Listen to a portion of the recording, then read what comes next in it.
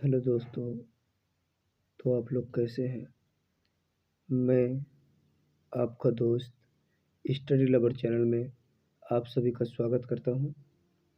तो जैसा कि आप लोगों ने पहला वीडियो देख चुका होगा 16 महाजनपद, तो उसी का पार्ट 2 है। तो उसमें मैं 40 क्वेश्चन बता चुका था। तो 41 क्वेश्चन से 41 नंबर से शुरू करता हूँ। कुरु महाजनपद की राजधानी क्या थी? तो कुरु महाजनपद की राजधानी हस्तिनापुर थी।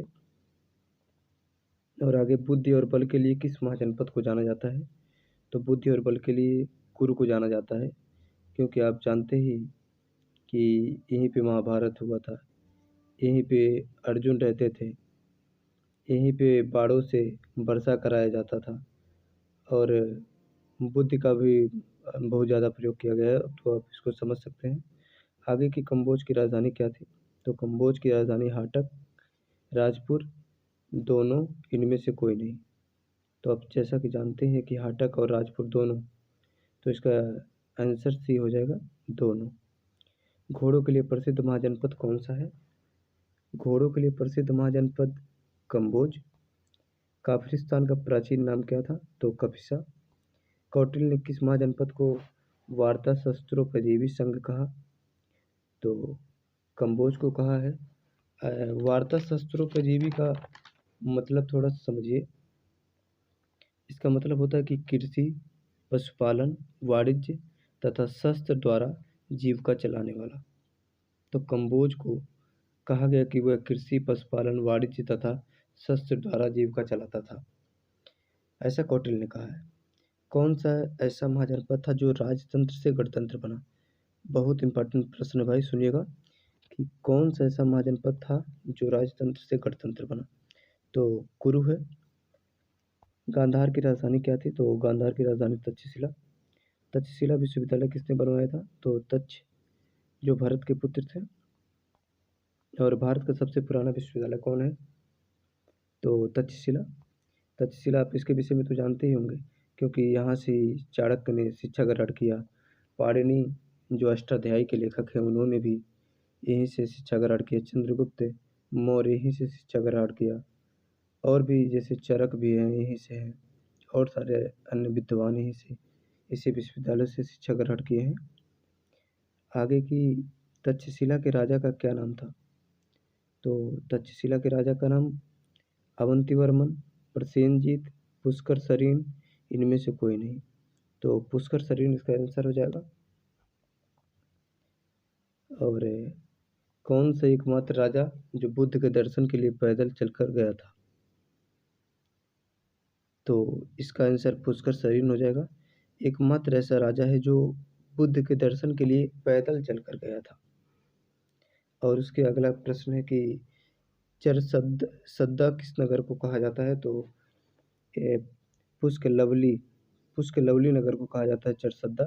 ये पीसीएस में एक बार प्रश्न आया था। और उत्तरी पांचाल की राजधानी कहाँ थी? तो उत्तरी पांचाल की राजधानी अहिच्छत्र। दक्षिणी पांचाल की राजधानी काम्पिल्य। और पांचाल का राजा कौन था? चूलानी ब्रह्मदत्त।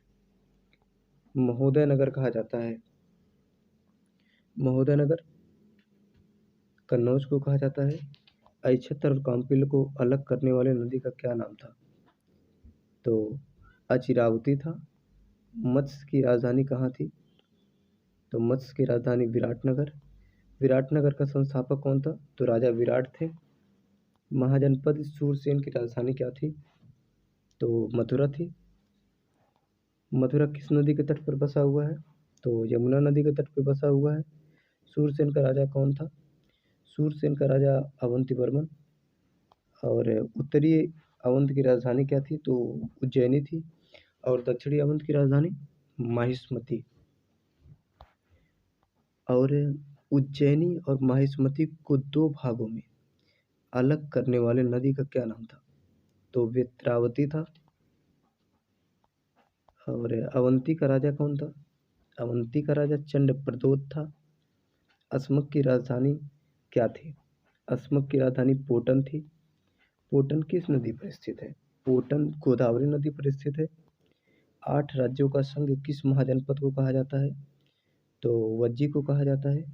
वज्जी की राजधानी क्या थी? वज्जी की राजधानी वैशाली थी। गणतंत्रों का भौगोलिक आकार कैसा था? तो गणतंत्रों का अगर भौगोलिक आकार देखा जाए तो अर्धचंद्राकार है। और आगे की दुनिया का सबसे प्राचीन गणराज्य कौन सा है?